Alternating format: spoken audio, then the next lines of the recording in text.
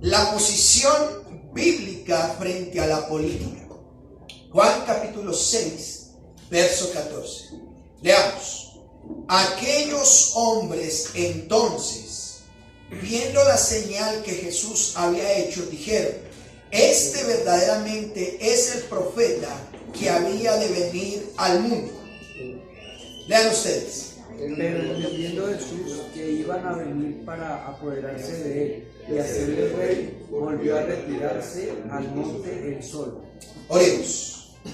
Padre nuestro que estás en los cielos, es santo tu nombre. Como dice tu escritura, venga tu reino y se haga tu voluntad aquí en nosotros como se hace en el cielo. Hoy oramos que esta tu palabra sea de edificación para nuestras vidas. No solamente los que estamos aquí de manera presencial, sino los que están conectados vía internet y los que posteriormente estarán viendo este video. Te pedimos por favor que esta tu palabra nos bendiga, que esta tu palabra nos enseñe, nos permita parecernos más a ti y podamos enseñar a aquellos que necesitan de ti. Padre, porque te lo rogamos en los méritos de tu Hijo, ayúdanos. Por favor, nuestras mentes, nuestros corazones están dispuestos a tu voz. En Cristo Jesús. Amén. Amén. Tome su lugar, hermanos. Estimados hermanos y amigos, sea Dios honrado y glorificado por medio de la exposición de su palabra. Sean bienvenidos. A través de la historia, hemos visto dos entidades que ejercen gran representación sobre la sociedad o sobre el ser humano. Dos entidades. Una entidad que ejerce, digamos que representación en la política. La política hace que el ser humano se mueva o haga muchas cosas. Pero otra entidad que está representando fuerte a la sociedad es la religión. Son dos entidades que nos representan a nivel general, ¿cierto? De manera específica hay otras entidades, ¿cierto? Como la familia, muy importante, que nos representa. La primera, hablando de la política, quiere ejercer la buena relación entre los seres humanos y su bienestar. El buen político quiere que haya una buena sociedad, que todos tengan bienestar. Pero la segunda, la religión, su enfoque es llevar a las personas a la relación con el Creador. Los que enseñamos, queremos que la gente conozca las Escrituras y que eso lo lleve a una relación con Dios. En la parte política, hermanos, podríamos decir también que tenemos tres grandes entidades que ejercen gobierno sobre el pueblo. Y yo quiero, por favor, que ustedes, entendiendo que el día de hoy me gustaría hablarles cuál es la posición bíblica frente a la política. Y yo nunca he hablado de este tema, pero alguien me dijo: pastor, hable un poco sobre eso, sobre qué dice la Biblia, sobre cuál es la posición del cristiano sobre la política. ¿Qué tenemos que hacer? Bueno, en nuestra nación, en otras naciones es semejante. Al menos tenemos tres tipos de gobierno o política. El primer gobierno es la rama ejecutiva, tiene que ver con los ministros y el presidente. Más adelante le voy a ampliar un poco, pero la rama ejecutiva son los que ejecutan, por eso dice ejecutiva, ¿sí? Y por eso siempre la culpa es del presidente o la culpa es de los ministros. Pero hay una segunda rama que es la rama legislativa. La rama legislativa son aquellos que dictaminan las leyes para el pueblo. Los que dan las leyes, ellos legislan, entre ellos están entonces el Congreso y la Cámara de Representantes. Ellos, bueno, cuando hablamos de alcaldías está el Consejo y ellos son los que ponen para hacer dentro de cada ciudad, ¿cierto? Pero en este caso, hemos hablado de la rama ejecutiva, hemos hablado de la rama ¿qué? Legislativa, pero está la rama también judicial. Las tres tienen que estar funcionando para que no haya un dictador dentro de un país. Tiene que estar funcionando la rama legislativa para que sepan cuáles son las leyes y las aprueben para que el pueblo sea beneficiado. Pero tiene que haber una rama judicial para que si uno de esos dos se equivoca, pues lo judicialicen. ¿Cuáles están ahí entre otros? está la fiscalía, ¿cierto? La fiscalía, está la procuraduría y está la Corte Suprema de Justicia, entre otros. Podría nombrarle otros, pero para que usted sepa que en nuestro país, en Colombia o en otros países, están al menos los tres: ejecutiva, legislativa y ¿qué? Judicial.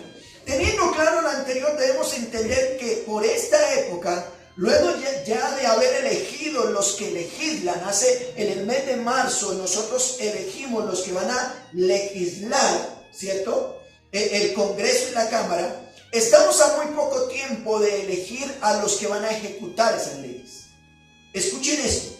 Estamos a poco tiempo de elegir a aquellos que van a ejecutar. Es decir, vamos a elegir la rama ejecutiva. Los que ejecutan, ¿cierto?, esas leyes en pro o en beneficio del pueblo.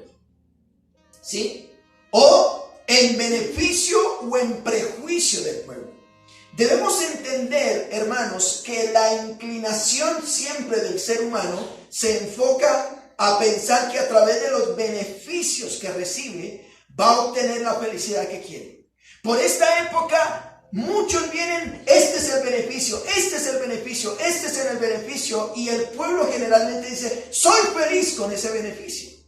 Es por eso, por lo que a través de la historia se ha visto algunas personas que han sacado provecho o se han aprovechado de este tema para sacar algún beneficio, no tanto para el que los quiere recibir, sino para ellos mismos.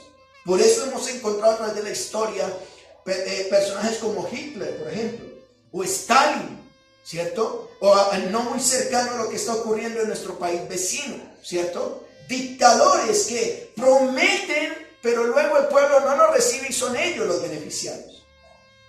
El texto en mención, el que tomamos solo como referencia, porque voy a enseñar hoy de manera temática la posición bíblica frente a la política.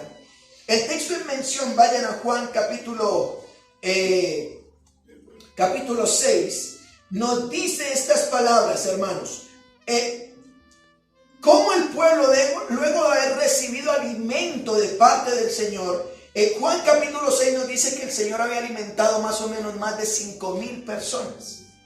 Y ahora quieren nombrarlo su líder. Pero ese era el propósito por el que el Señor Jesús vino a esta tierra. Miren lo que nos dice Juan capítulo 6, verso 14. Aquellos hombres, luego de un milagro que había ocurrido, entonces viendo la señal que Jesús había hecho, había convertido, ¿cierto?, a muchos panes, muchos peces, dijeron: este verdaderamente es el profeta que ha de venir al mundo. Y miren lo que dice el 15. Pero entendiendo Jesús que iban a venir para apoderarse de él, ¿y con qué propósito? Hacerlo rey, volvió, ¿qué dice? Al monte a retirarse solo. Hermanos, estamos en una época donde esto que le ocurrió al Señor Jesús, como el Señor Jesús había dado beneficios, el pueblo, ¿qué quería hacerlo? Rey. Quería nombrarlo su líder, quería nombrarlo su gobernador. Y en esta época es donde surgen peleas por este tema de la política. Vemos aún familias enteras divididas porque cada uno dice cuál es el mejor que pudiera gobernar y beneficios para el pueblo. Dicen: no, es que este es así, no, es que este es así. El otro dice: no, pero este nos va a dar. Y todo es esperando el beneficio. Ahora, ¿cuál será la posición bíblica frente a este tema? Frente al tema de la política, hemos dicho que a grandes rasgos está la religión, pero también está la política. ¿Cuál es la posición bíblica frente al tema de la política? Hermanos, no es un tema fácil y además es extenso para hablar lo que la Biblia habla al respecto, pero trataré de hablar lo más breve en este espacio de sermón el día de hoy. Observaremos este tema en 3 puntos básicos, y usted que está tomando nota. Primero vamos a hablar un poco de historia, para entender cuándo es que llega la política. Lo segundo, no solamente vamos a hablar de historia, sino que vamos a hablar de teología. Pastor, ¿es importante hablar de teología? Sí, porque si no está la teología no vas a comprender un poco. Y tercero, vamos a hablar de la iglesia, la posición de la iglesia frente a este tema. Hermanos, miremos por un lado la historia. La Biblia nos dice, y quiero, a lo mejor usted estará viendo este video y no tiene nada que ver con el cristianismo, pues quiero decirle, usted que está viendo este video, usted que está conectado, que nosotros como iglesia cristiana, nuestra fuente de fe y conducta para nuestra vida y todo lo que hablamos en las Escrituras. Y voy a partir de la historia bíblica. La Biblia nos dice que Dios creó al ser humano. En Génesis nos dice que Él lo creó. En el sexto día lo creó. Y dice que lo creó bien, en gran manera buena. Dios lo creó. Pero nos dice la palabra del Señor que cuando Dios creó a Adán y Eva, ellos decidieron desobedecer y el pecado los aparta de Dios. Al ser apartados de Dios, Dios los expulsa del lugar donde estaban. Es decir, en el Edén tenían comunión con Dios, Dios les proveía todo, ellos estaban en un lugar maravilloso, pero decidieron desobedecer, Dios los expulsa del Edén. Y dice que al ser expulsados, la maldad sobre la tierra, fuera del Edén, fuera del paraíso, creció a tal punto, de tal manera que Dios decidió borrar al ser humano con un diluvio.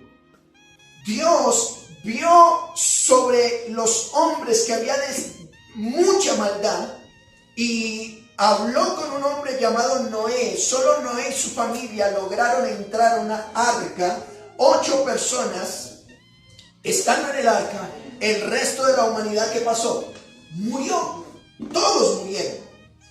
Ahora quedaron vivos ellos para empezar la nueva raza humana. Pero una vez más, cuando usted va a Génesis capítulo 8, 9, 10, una vez más la maldad del ser humano creció. Siguió una vez más la maldad y nos dice Génesis capítulo 11 que quisieron ser como Dios. Crearon algo que se llama la Torre de Babel. Bueno, hay un paréntesis aquí, no lo tengo en mi sermón, pero en ese tiempo querían ser como Dios. Hoy en día hay gente que quiere incluso ser superior a Dios. Interesante. Pero en ese tiempo quisieron ser como Dios. Y en Génesis 11 usted ve cómo Dios ahora les confunde la lengua y empezaron a ir las lenguas. Ahí uno empezó a hablar inglés, otro empezó a hablar francés, otro portugués, y ya no se pueden entender. Querían unirse para ser como Dios y Dios los hace que se vayan por toda la tierra. Ese era el propósito de Dios. Dios los expulsa sobre toda la tierra. En esa expulsión, Dios ve por allá en Ur de los Caldeos a un hombre llamado Abraham. Y aquí es importante que tengan claro esto. En Génesis capítulo 12 y capítulo 15 nos dice que Dios hace un pacto con un hombre llamado Abraham. Y a Abraham se le dice que no solamente va a tener posición, sino que va a tener posesión. A él se le da 2 tipos de promesa, una que tenía que ver con la eternidad, pero otra que tenía que ver con esta tierra. Abraham tendría entonces con las 2 P's, posición y tendría que posesión. Tengan muy claro esto, mis hermanos. Abraham entonces se le dijo que si su pueblo en él sería una gran nación, que si ellos cumplían el pacto de obedecer la ley de Dios, serían bendecidos, pero si incumplían esa ley, ese pacto, serían maldecidos. Es decir, que si ellos obedecían la ley, ellos serían prósperos, tendrían tierra, serían una gran nación potente porque Dios los defendía. Pero si desobedecían la ley, serían maldecidos. Hermanos, Dios les proveyó a ellos, al pueblo de Abraham, a ese pacto. Dios les proveyó su presencia, su ley, su habitación. Pero en el cumplimiento de su palabra, Dios permitió que fueran llevados a Egipto por ¿cuántos años? 430 años. Fueron llevados esclavos. Escuchen, nos dice la Escritura, usted puede encontrar todo esto en el libro de Éxodo, que ellos salieron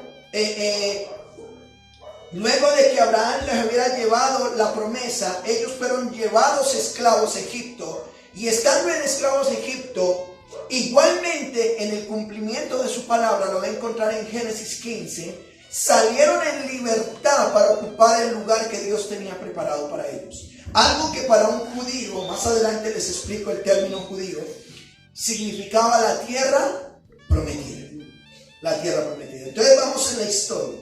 A Abraham se le da un pacto. Él tiene un hijo llamado Isaac. Isaac tiene un hijo llamado Jacob. Jacob tiene 12 hijos. Esos 12 hijos Dios usó al menor llamado José para que esté en Egipto. Luego van a Egipto, pero son esclavizados 400 años.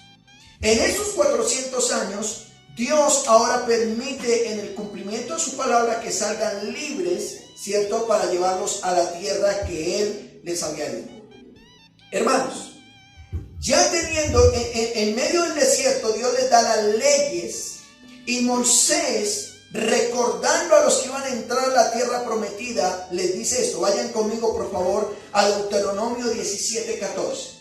Es importante que tome esto. Miren, Moisés ha caminado con el pueblo 40 años por el desierto. Pero a causa del pecado de Moisés, Dios no le deja entrar a la tierra prometida, sino que solamente se la deja ver. Y Moisés, repitiéndole la ley a la nueva generación que ha nacido, que van a tomar posesión de la tierra que Dios les va a dar. Miren lo que dice el quinto libro de la Biblia, Deuteronomio 17:14. Deuteronomio 17:14. Miren lo que dice. Cuando hayas entrado en la tierra que Jehová tu Dios te da, ¿a quién le está hablando Moisés aquí? Al pueblo de Israel, que salieron ¿de dónde?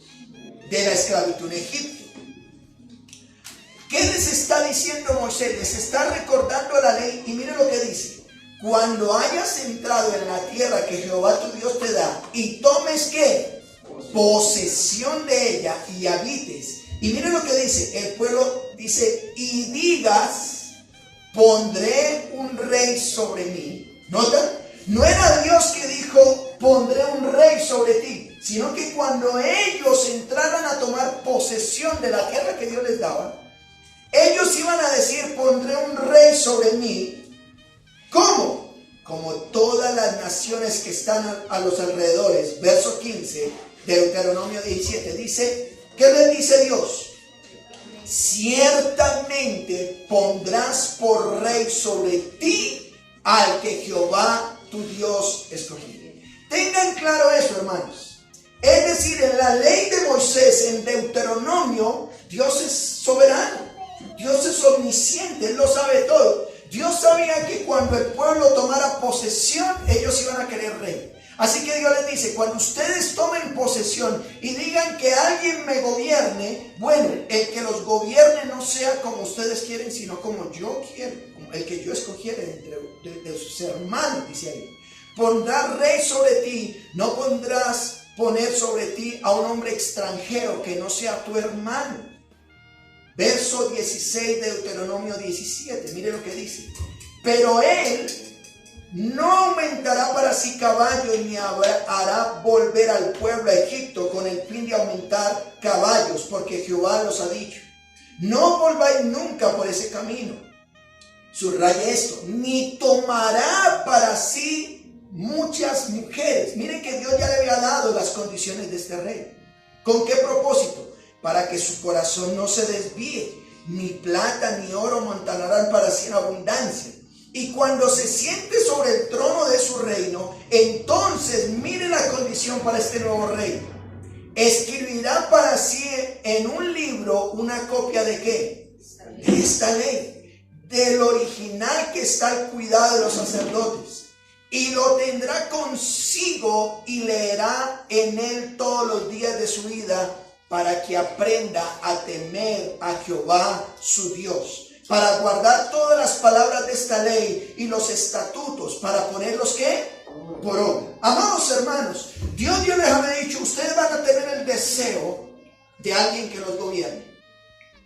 Pero, un momentico, si ustedes quieren el deseo de que alguien los gobierne, pues quiero pedirles que esta persona, por un lado, debe ser de entre ustedes. Alguien de sus hermanos. Segundo, una persona que coja la ley que yo les estoy dando y y escriba una copia fiel y la lea cada cuánto, todos los días.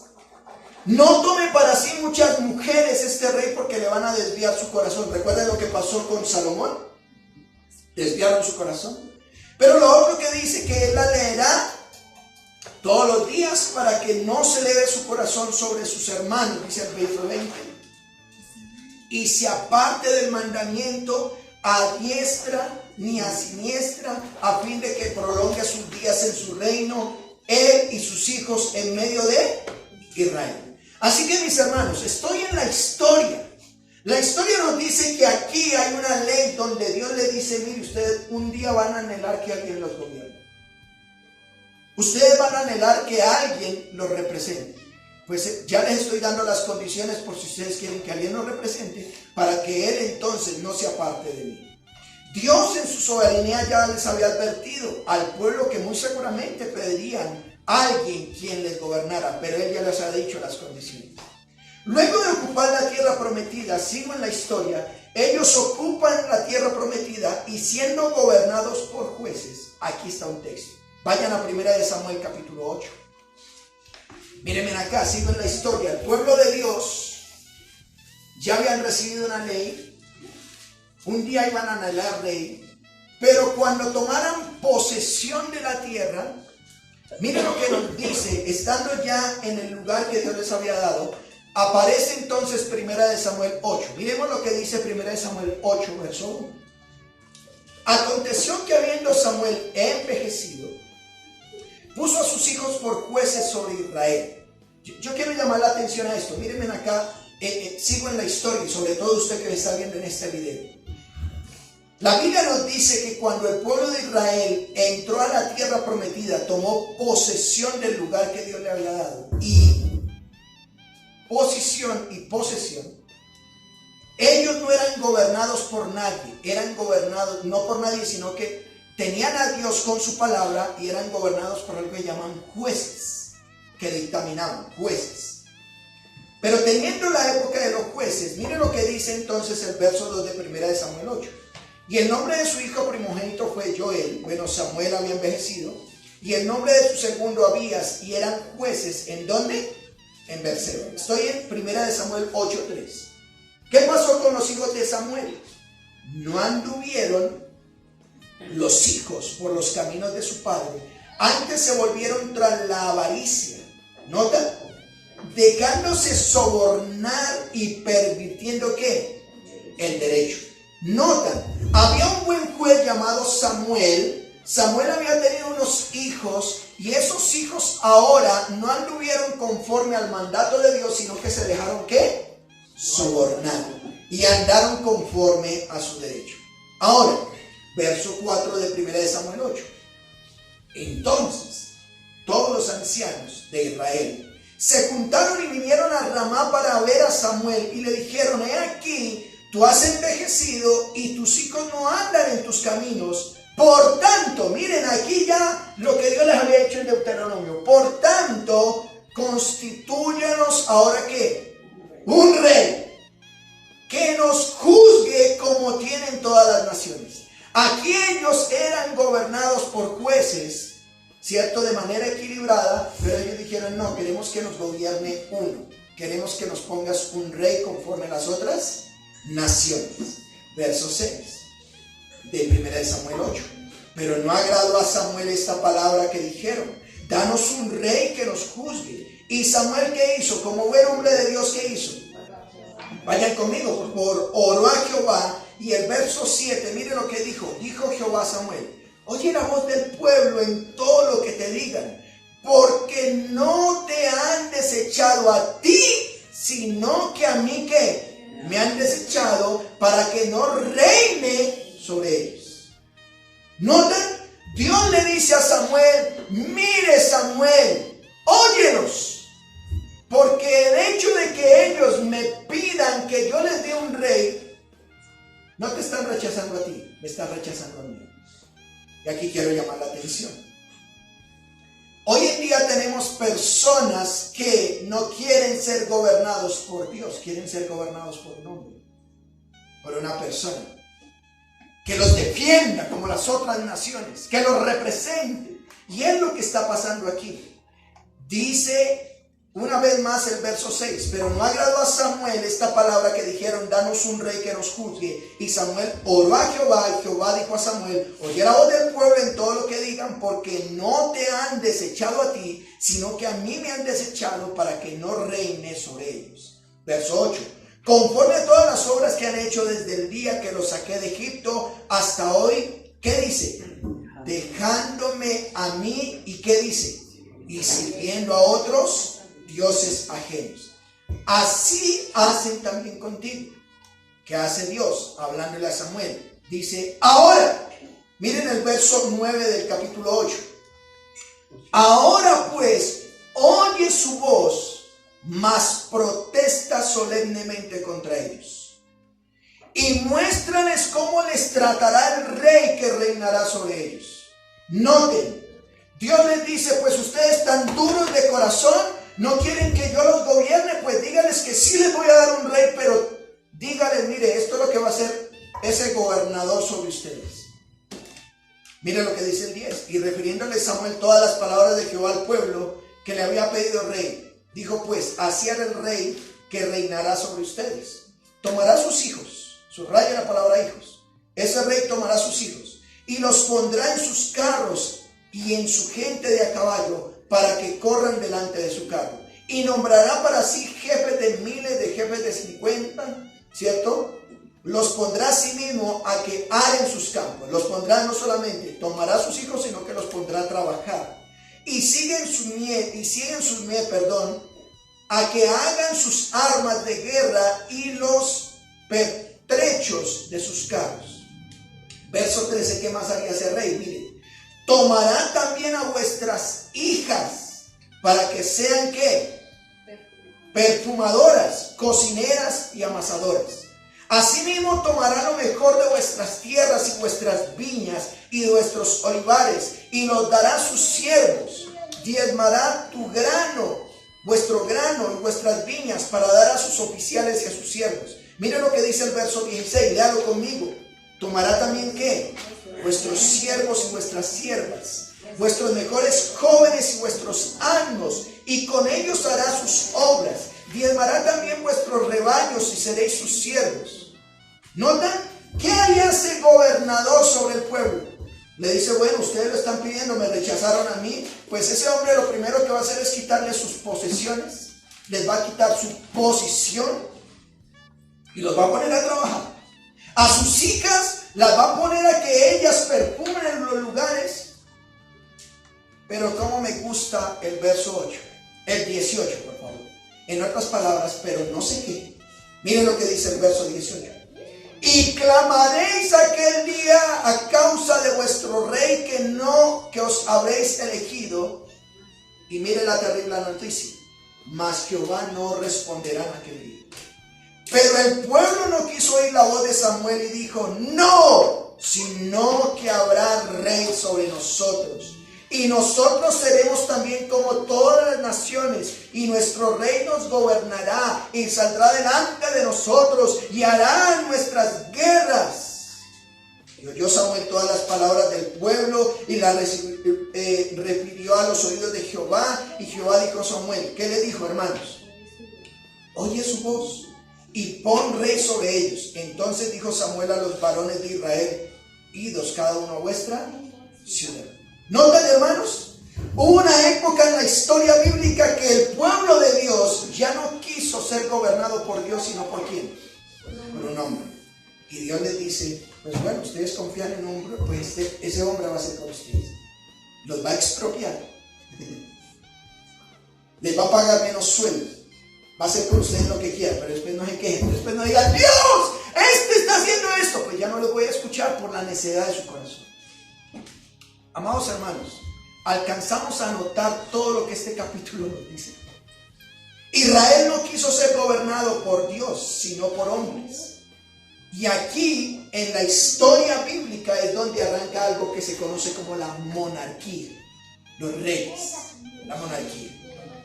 Dentro de los judíos, hermanos, escúchenme en algo, y esto es muy importante porque ahorita voy a hablar de la parte teológica. Es importante que tú entiendas esto que te voy a decir, porque si no después no lo vas a entender. El pueblo judío, el pueblo de Israel, había dentro de ellos la parte religiosa, pero también empezó a ser ejecutado la parte civil. En otras palabras, uno que usaba la escritura, pero otro que usaba la espada, la parte civil. Religiosamente estaba el sumo sacerdote, estaba el Sanedrín, estaban los levitas y estaba el pueblo. Así estaba el pueblo judío. ¿Estamos siendo claros? Los sacerdotes que ofrecían sacrificios a Dios, que se preocupaban por el templo, por las cosas de Dios, ¿cierto? El Sanedrín, que ayudaba a tomar decisiones quién sería el futuro sumo sacerdote. Estaban los sacerdotes que preparaban las ofrendas para que Dios fuera exaltado y glorificado. Estaban los levitas, que todo estuviera limpio, que todo estuviera organizado, y estaba el pueblo. Pero civilmente, escuchen esto, estaba el monarca. ¿Quién es el monarca? El rey. Religiosamente estaban ellos, pero estaba el monarca, que estaba el rey y sus ayudantes. Así continuó, hermanos, y podríamos decir hasta el día de hoy, dentro de sus convicciones, dentro del pueblo judío. Los judíos hoy en día son una potencia mundial también. ¿Por qué? Porque Dios los defiende, porque Dios no incumple su palabra, pero ellos pelean por algo terrenal, por una posesión. ¿Estoy siendo claro hasta ahí? Por una posesión y por la posición que Dios les ha dado. Ahora, dentro de su convicción teológica está la participación entonces religiosa y la participación ¿qué? Civil. Ahora, en la época del Señor Jesús, ese fue el texto que tomamos como referencia, aparece Juan 6:14 que lo leímos. Aquellos hombres entonces, viendo la señal que Jesús había hecho, dijeron: este verdaderamente es profeta que ha de venir al mundo. Pero entendiendo Jesús que le iban a venir a apoderarse de él y hacerle rey, volvió a retirarse al mundo. ¿Qué ocurrió, hermanos? El Señor Jesús lo iban a hacer rey. Y él dijo: no, un momentico. Ustedes quieren monarca, ustedes quieren alguien que los gobierne. No, yo no vine a eso. Yo vine para otra cosa. ¿Estoy siendo claro hasta ahí? Así que les hablé de historia. La historia, cómo, en qué momento el pueblo pidió rey y en qué momento ya no dependieron de Dios, sino que dependieron de un hombre. Miremos la teología. Segundo punto, teología. Si recuerdan, hermanos, al hablar del judaísmo, dijimos que tienen una teología pactual. Pastor, explíqueme qué significa eso de teología pactual. Bueno, Dios había hecho un pacto con ellos. Solo basta, tómelo como referencia, solo basta, leo Deuteronomio capítulo 28 para ver en qué consistía esa teología pactual. Dios hizo un pacto con Abraham. Si ellos obedecían, eran bendecidos, pero si desobedecían, eran maldecidos por ella misma. Así que del mismo modo, hermanos, hablando de teología, debemos entender que la iglesia cristiana, parte de la iglesia cristiana, a medida que pasó el tiempo, adoptó este tipo de teología. Noten esto, quiero llamar la atención. Ellos tenían una teología que hoy les dije, hermanos, pactual. ¿Qué es pactual? Que ellos iban a defender su posición y su posesión. Tengan claro eso. En la teología pactual se mezcla la religión con la política, porque ellos pelean la posición, pero también pelean por su posesión. La posición se la da a las escrituras, que es la parte religiosa. La posesión se la da al rey, la espada. Por eso tienen que usar armas. Del mismo modo, en la historia, la iglesia cristiana adoptó esa posición. Las bendiciones,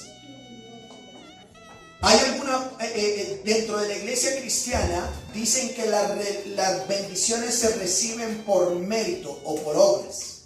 No solamente eso, sino que participan y se involucran en la parte civil. ¿Cuándo adopta la iglesia ese tipo de teología? Escuchen esto. En la historia se ve cómo la iglesia adoptó y dijo, oiga, Dios nos ha dado una posición como cristianos, pero también tenemos que posesión. ¿Cuándo ocurrió eso? Estoy hablando de teología. Luego que la iglesia vivió 2 siglos de persecución. Escuchen esto, solo basta con leer el libro de los Hechos, capítulo 2. Ahí arranca la iglesia cristiana. Y la iglesia cristiana, después de Hechos, capítulo 8, dice que empezó a haber una gran persecución sobre la iglesia. El imperio romano, civilmente, pero también religiosamente, los judíos empezaron a perseguir la iglesia a tal punto que los mataban, los llevaban al circo romano por ser creyentes. Y vivieron más de 200 años en persecución. Los mataban por ser creyentes.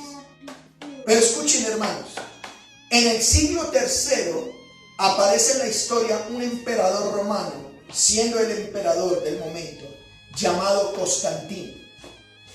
Él hace del cristianismo la religión oficial del imperio. La iglesia tradicional, siguiendo su teología factual, coloca dentro de su jerarquía prácticamente lo mismo que el judaísmo, pero también figura ahora la parte civil. Tengan en cuenta eso. La iglesia cristiana era muy bíblica, pero a partir del año más o menos 300 después de Cristo, cuando Constantino ahora les dice, ustedes van a ser la religión del momento, ellos como iglesia cristiana, entonces van a adoptar la teología que tenían los judíos. ¿Estoy siendo claro? La adoptan. Ahora, hermanos, así como en el judaísmo existía el sumo sacerdote, en la iglesia tradicional colocaron el sumo pontífice. Así como en los judíos había un Sanedrín, en la iglesia tradicional colocaron los cardenales. Así como en los judíos estaban los levitas y los sacerdotes, acá pusieron obispos, arzobispos, ¿cierto? Las vestiduras. Si usted lee el Antiguo Testamento y ve a un católico, a un sacerdote católico o la figura católica, los católicos o la iglesia tradicional adoptaron la teología que les dije, ¿cómo se llama? Pactual. No quisiera ahondar mucho sobre este tema, hermanos, porque no tengo el tiempo, yo incluso voy desfasado de tiempo. Pero debemos comprender las razones que tiene la iglesia tradicional al tener, por ejemplo, el bautismo infantil. Vean, los judíos al 8º día, ¿qué hacían con un niño? Lo circuncidaban para que hiciera parte del pacto. ¿Qué hacen en la iglesia tradicional? A un bebé lo bautizan porque dicen, al bautizarle ahora hace parte ¿de qué? Del pacto. ¿Notan? Así como los judíos se meten en política, la iglesia tradicional también se mete en política, porque quitan y ponen ¿qué? Reyes. Posteriormente la iglesia anglicana, escuchen esto y es muy claro, muchos cristianos hoy en día no conocen bien la teología anglicana, pero posteriormente la iglesia anglicana es la iglesia oficial de Inglaterra. Por allá, según el acta de supremacía en el año 1534, en esa época proclaman al rey Enrique VIII jefe supremo de la iglesia. Así que podríamos decir, hermanos, en este punto a grandes rasgos, que en la iglesia cristiana hay 2 jerarcas. El sumo pontífice, ¿cierto? El papa y tenemos la reina de Inglaterra. Pero los 2 son cristianos. Tanto en la iglesia anglicana católica tienen a ellos. ¿Qué posición debe tomar la iglesia bíblica sobre este tema entonces? Yo quiero, hermanos, decirles, la escritura nos llama a tener un representante de Cristo sobre esta tierra. Vemos en la Biblia, si la Biblia nos insta a tener un representante que no solamente gobierne la parte religiosa, sino que también tome decisiones políticas. ¿Qué es lo que les he nombrado de la iglesia tradicional y de la iglesia anglicana? El rey Enrique allá en 1534, pero que hoy en día está la reina, ¿cómo se llama? Isabel. Y en este momento que está Francisco, el sumo pontífice, ellos se meten en política, porque eso es su teología. No hay que juzgarlos porque eso es la teología que tienen ellos. Ahora, ¿debemos como iglesia bíblica usar la espada para gobernar sobre esta tierra? Es decir, ¿vamos a depender como sea, entre comillas, la posesión que tenemos? ¿Qué dijo el Señor Jesús al respecto? Vayan a Juan capítulo 18, verso 10 al 11. ¿Qué dijo el Señor Jesús? Entonces Simón Pedro, luego que estaban allá en el Getsemaní, Simón Pedro, que tenía una espada, la desenvainó e hirió al siervo del sumo sacerdote y le cortó la oreja. Y el siervo llamado Malco. Jesús entonces, ¿cómo? Jesús entonces dijo a Pedro, estoy en Juan 18:11. Juan nos dice que el Señor Jesús entonces dijo a Pedro, mete tu espada en la vaina, y dice, la copa que el Padre me ha dado, ¿no la he de beber? El mismo Señor Jesús dijo, mire, Pedro, ¿no has entendido por qué sacas tu espada? Nosotros, los seguidores de Cristo, no usamos la espada. Vayan conmigo a Juan 18:33, mire lo que pasa. Entonces Pilato volvió a entrar al pretorio y llamó a Jesús y le dijo, ¿eres tú el rey de los judíos? Jesús le respondió, ¿dices tú esto por ti mismo o te lo han dicho otros de mí? Pilato le respondió, ¿soy yo acaso judío? Tu nación y los principales sacerdotes te han entregado a mí. ¿Qué has hecho? Respondiendo Jesús, ¿qué le dijo? Mi reino no es de este mundo. Si mi reino fuera de este mundo, mis servidores pelearían para que yo no fuera entregado a los judíos. Pero mi reino, ¿qué dice? No es de aquí. ¿Notan? El mismo Señor Jesús dice, mire, no es por esto lo que hay que pelear. Verso 37 de Juan 18. Le dijo entonces Pilato, ¿luego eres tú rey? Respondiendo Jesús, tú dices que soy rey. Yo para esto he nacido y para esto he venido al mundo, para dar testimonio de la verdad. Todo aquel que es de la verdad, ¿qué dice? Oye, niños, el que es de la verdad no usa la espada. Oye la voz de Cristo. El Señor Jesús dijo, y es rey. Él dijo ser rey y es rey. Todo aquel que oye su voz sabe que Él es su rey, pero también anunció que su reino no es de este mundo. La posesión que tenemos los cristianos no es de este mundo. Una vez más, ¿qué nos dice la Escritura? ¿Qué debe hacer la iglesia frente a los gobernantes? Bueno, ya le hablé de la historia bíblica, ya le hablé de la teología, porque algunos cristianos hoy en día se meten en política, porque su teología es ¿qué? Actual. Pero, ¿qué hay de la iglesia bíblica? Miremos, por favor, ¿qué debemos hacer como iglesia? Pastor, si yo no tengo una teología pactual para meterme en política y querer pelear como sea por la posesión que tenemos, como algunos lo están haciendo, entonces, ¿qué tenemos que hacer? ¿Qué es lo que debe hacer la iglesia? Vayan a Romanos 13, por favor. Voy a tomar algunos textos, no los voy a exponer, simplemente los voy a nombrar, pero voy a darles algunas palabras importantes. Romanos 13:1, mire lo que dice. Sométase toda persona a las autoridades superiores. ¿Y por qué? Porque no hay autoridad sino de parte de Dios, y las que hay por Dios han sido ¿qué? Establecidas. De modo que quien se opone a la autoridad, a lo establecido por Dios, resiste, y los que resisten acarrean condenación para sí mismos. Porque los magistrados, dice el verso 3, no están para infundir temor al que hace el bien, sino al mal. ¿Quieres pues no temer la autoridad? ¿Qué dice? Haz lo bueno. ¿Quieres no estar pensando si te van a poner un comparendo, si te van a poner una multa, si te van a cortar los servicios? Pues no te pegues al poste. ¿Quieres no temer la autoridad? Dice, haz lo bueno y tendrás alabanza de ella. Porque es servidor de Dios, ¿para qué? Para tu bien. si haces lo malo, dice Pablo, en medio del contexto romano, teme, porque no en vano lleva, ¿qué, hermanos?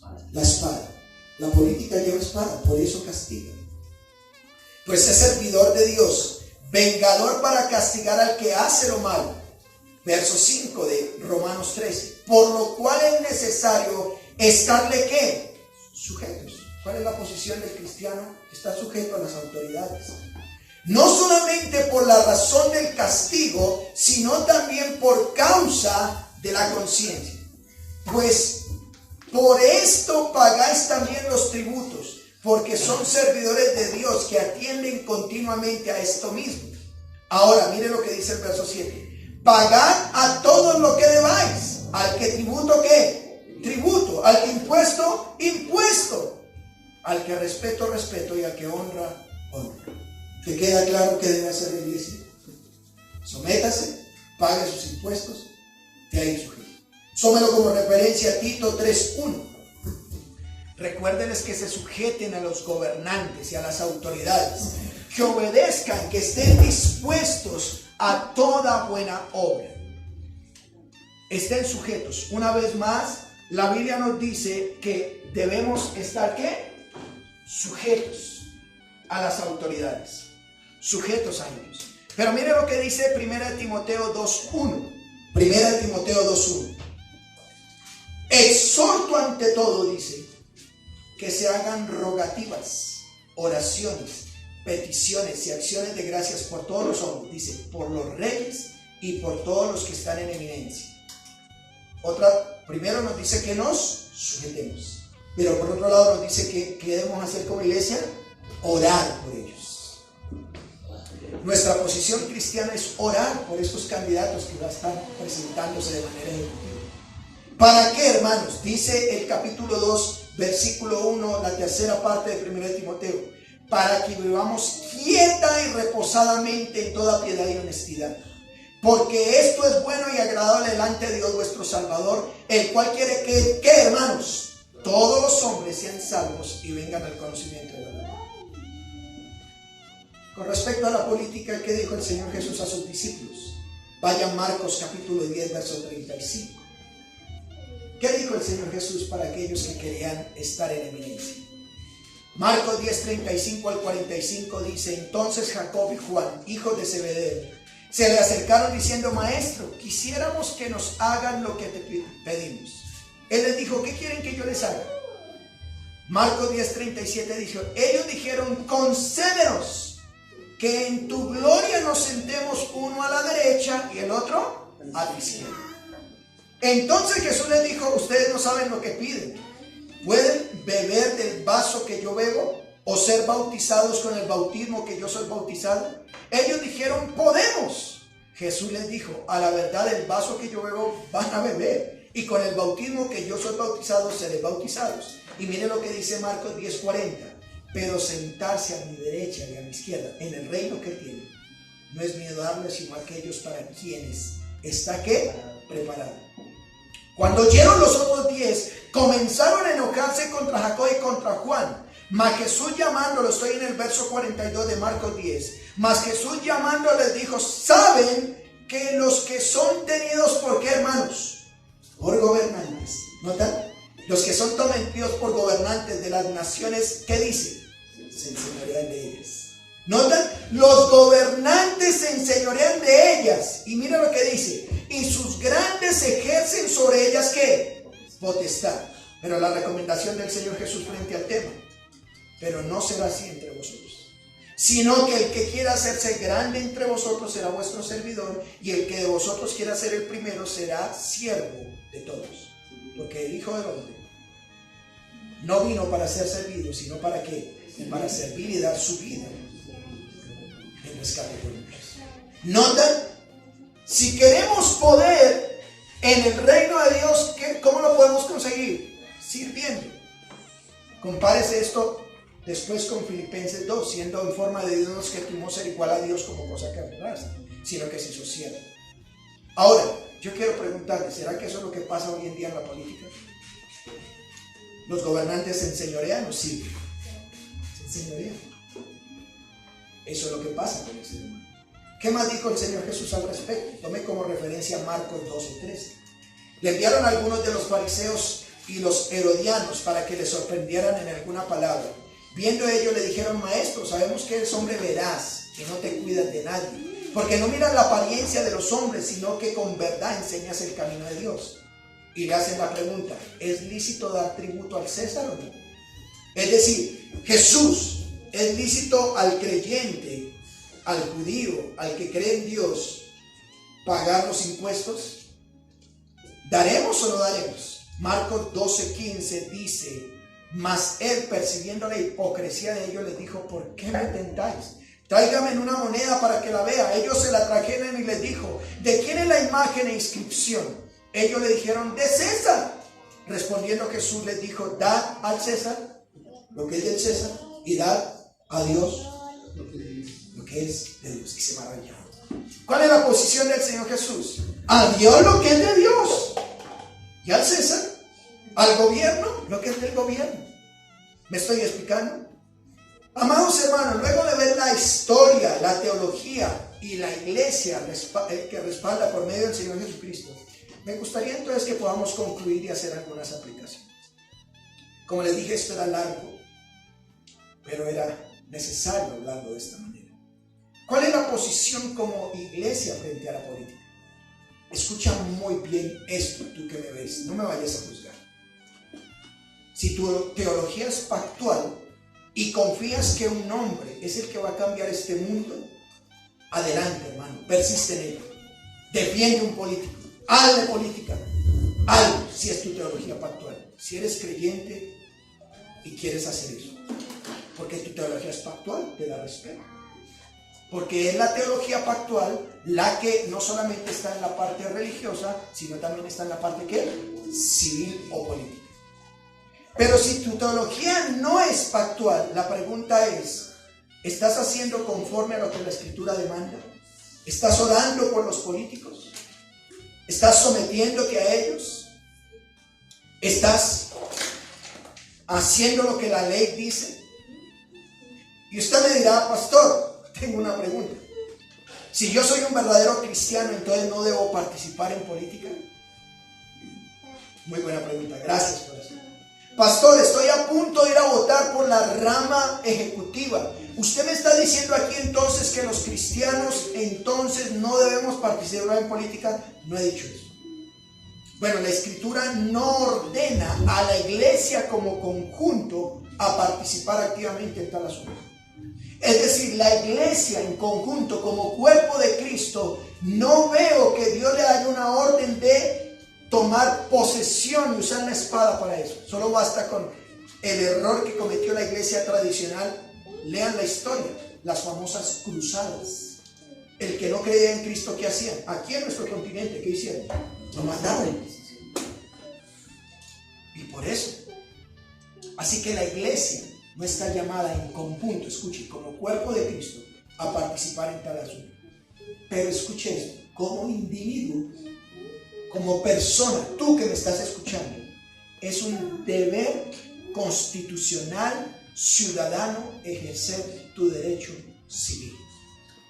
Como pastor, repítame que me sonó eso bonito. Como iglesia no. No vas a ver esta iglesia diciendo: hagamos política para que tomemos posesión y todo lo que nuestros pies tocaren será nuestro. Eso no es. Para eso no está llamada la iglesia. Pero como individuo sí es un derecho constitucional. Pero tienes que hacerte la pregunta: ¿cómo lo vas a hacer? Si tú vas a votar de hoy en 15 días, ¿cómo lo vas a hacer? ¿Con qué intención vas a ir a sufragar? ¿Con qué intención vas a dar tu voto? ¿En quién estás colocando tu esperanza? Y si vas a votar, ¿estás viendo las características que tiene la persona por la que vas a votar? ¿Son las que Dios recomienda en su palabra? Si tú vas a votar, examina si ese hombre es de tu pueblo. Si vas a votar, examina si ese hombre está puesto por Dios. Te podrá estar pasando lo mismo que le pasó al pueblo de Israel, que como sean dicen: Dios, no nos interesa lo que tú pienses, queremos que alguien nos gobierne y que cambie este país porque siempre ha sido los mismos. Tenga cuidado, porque ¿qué posición estás tomando? qué posición. Así que mis hermanos, como individuo, ya te he enseñado la historia, ya te he enseñado la teología, ya te he dicho lo que dice la iglesia. ¿Qué vas a hacer como individuo? Claro, podemos votar, es un derecho. Como iglesia, no, en conjunto, como cuerpo no estamos llamados a eso, pero sí estamos llamados a orar por ellos, que oremos por lo que va a pasar. ¿Me estoy explicando, mis hermanos? Que Dios sea glorificado con esto, y me gustaría terminar con las palabras del apóstol Pablo, tómelo como referencia a Efesios 5:15. Mirad pues, iglesia, miren pues con diligencia cómo andéis, no como necios, sino como sabios, aprovechando bien el tiempo porque los días son malos. Por tanto, dice Efesios 5:17, no seas insensatos sino entendidos, escuchen esto, de cuál es la voluntad del Señor. No seas insensato, ten cuidado por quién vas a sufragar, sino mira cuál es la voluntad del Señor. Amén. A Él sea la gloria. Oremos. Padre nuestro, te damos gracias.